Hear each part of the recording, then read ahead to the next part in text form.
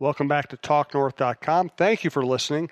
If you can, please download before you listen. It helps our business. I'd also like to thank our producer, Brandon Morton, and let you know if you'd like to sponsor this program or any of the programs on the network, you can reach me at jsouhan47@gmail.com.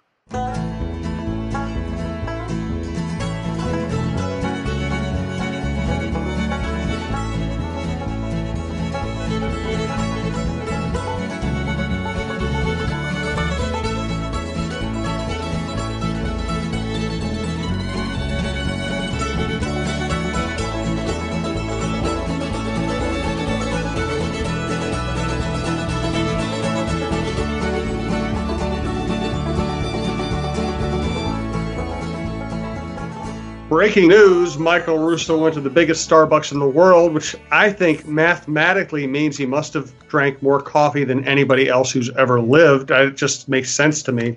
We'll get the breakdown from Michael here shortly on the Russo-Souhan show, which is basically the Michael Russo show. Michael is the star reporter for The Athletic, a former colleague of mine at the Star Tribune.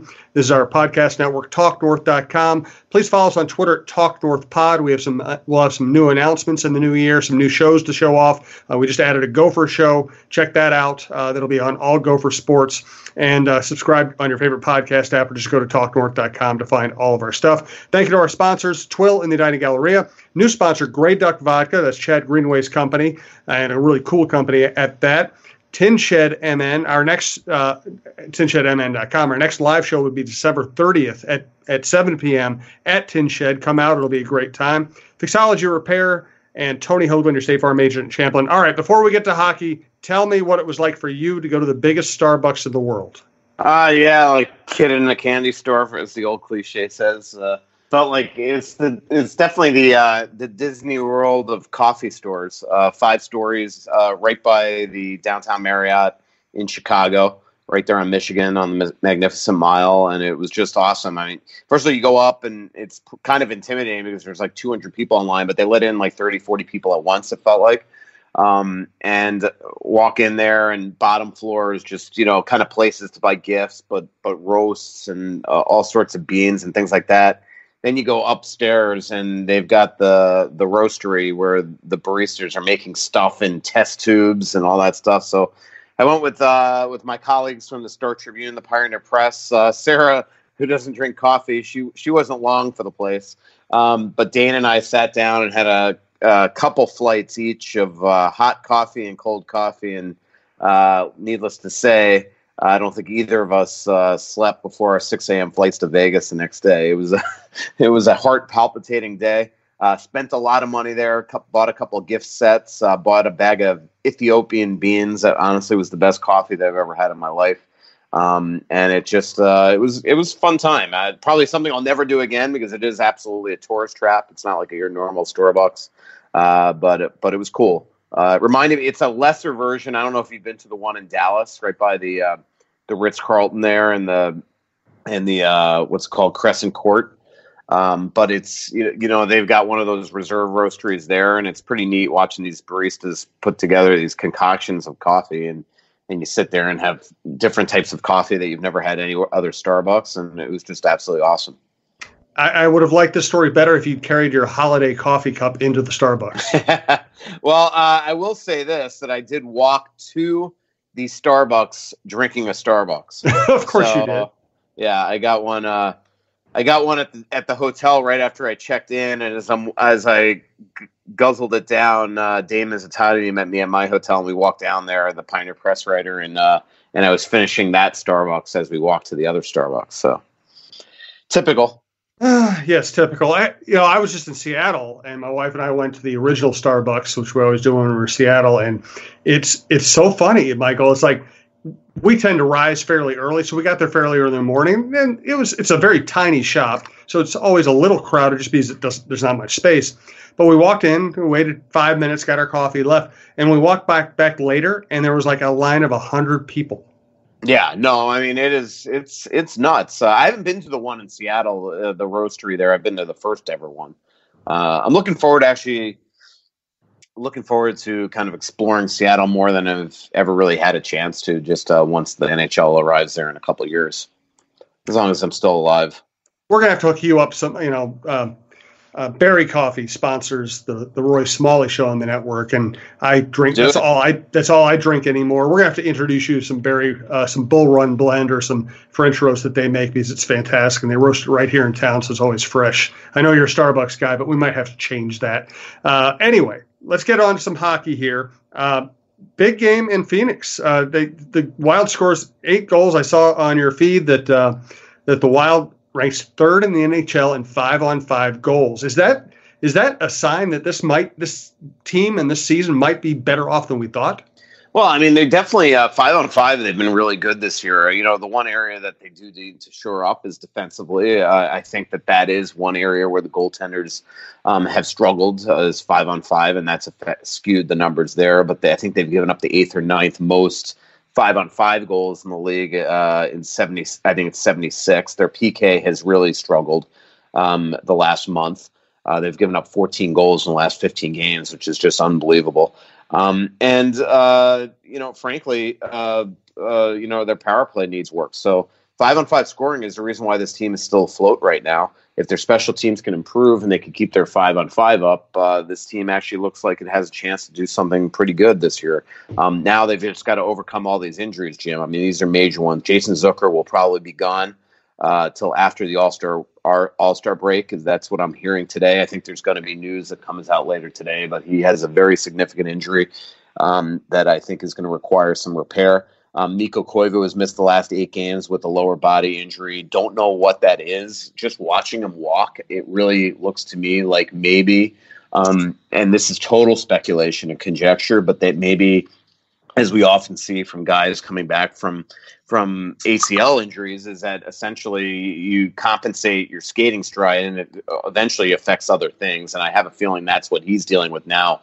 And then I've got to think Eriksson Ek has some sort of concussion or something from the hit from Couturier the other night. So they're out 3 forwards. The Zucker one looks like the most serious, and they're going to have to continue to play well. But last night was just an exciting game. I mean, sometimes what makes exciting games is poor goaltending, and Darcy Kemper. Like I just don't know how Darcy Kemper's numbers, and I think he's going to be out with a major injury now. He got hurt with 3 minutes left when Rick Tocchet somehow kept him in when it looked like he couldn't stop a beach ball.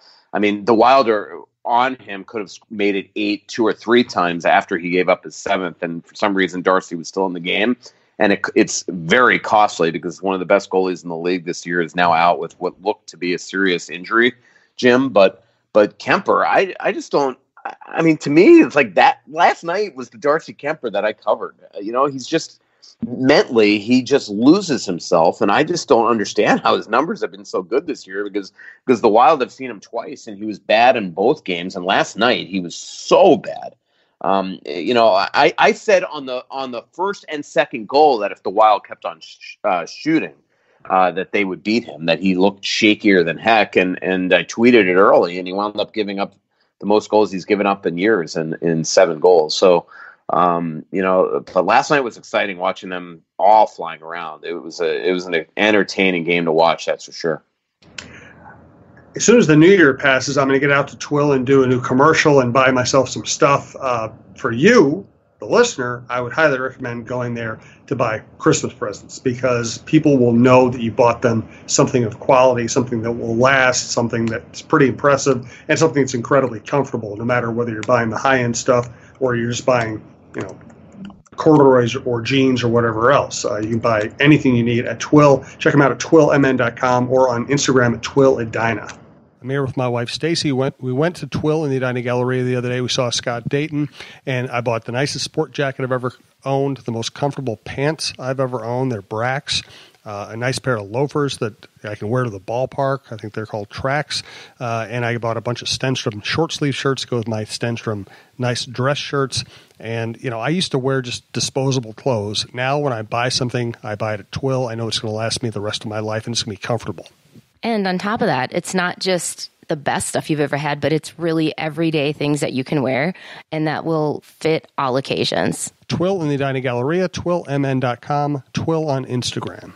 Any other injury updates? You mentioned the forwards. Anybody else you're keeping an eye on right now? No, Spurgeon came back last night. Dudnik came back last night. I will be interested to see the Winnipeg game right now because the Wild they canceled practice today and are flying home this morning.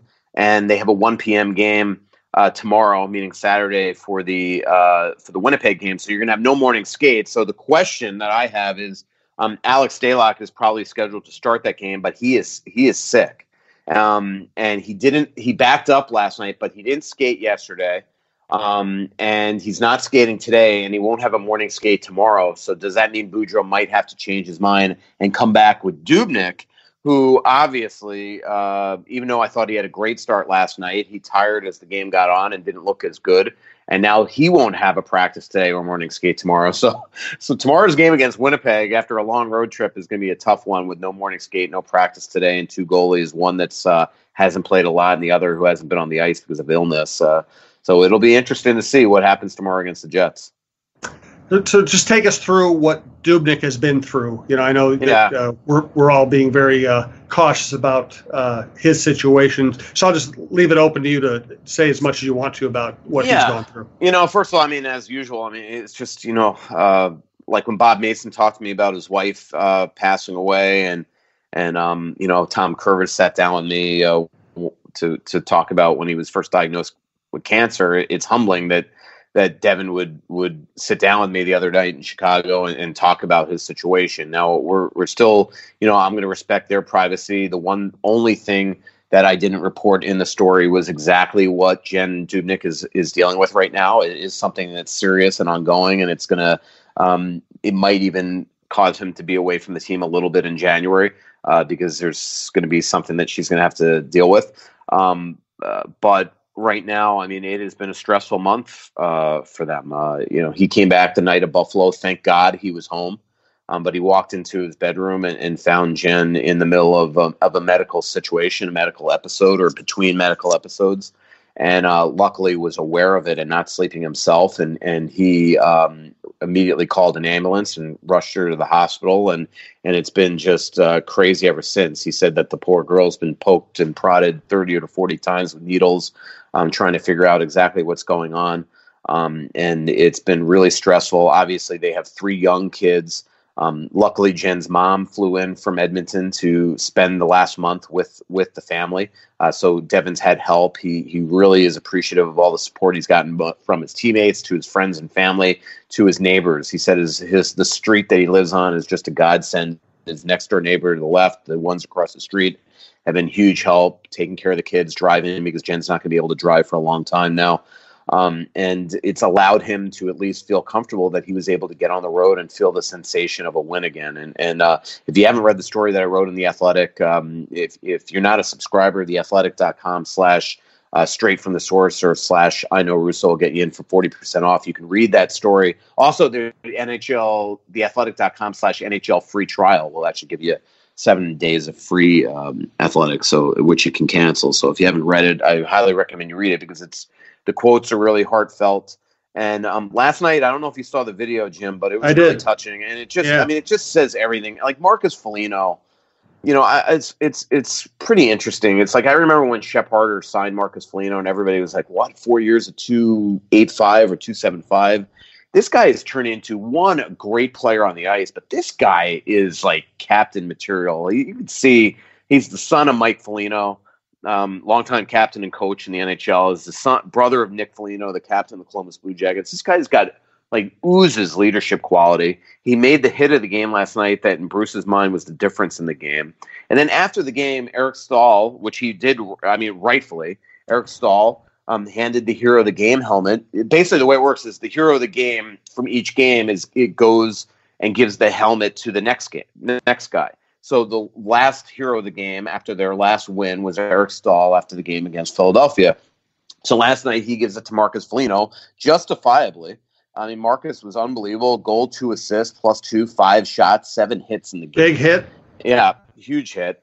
And then Marcus stands up and walks across the locker room. It's on video on the Minnesota Wild Twitter account, and says, we're a family in here. We wanted to win this for you, Devin. And he hands the helmet to Devin, and Devin gives him a big embrace and then gives a little funny speech and how much he wanted to win the game. And it just, it's kind of what I've been saying on this podcast and what we've been writing for a long time this year, is that this team has really melded together after clear friction the last couple of years between some players.